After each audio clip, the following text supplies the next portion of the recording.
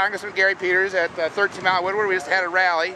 And Gary, what's happened in the House with the Wall Street reform bill? What's the next step? We can just tell our readers what's going on. Well, the reform bill passed in the House in December, and it's now over in the Senate.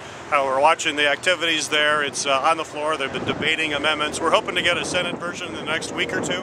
And when it comes back, it'll likely go to conference committee, and then we'll have to reconcile the differences between what the Senate passes and what the House passes. Are you happy with the? Have you seen the Senate bill and where it's at?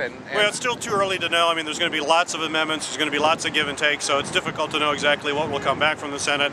I'm pleased with what we passed out of the House. I think it was a good bill that strengthens protections for consumers, for taxpayers, for investors.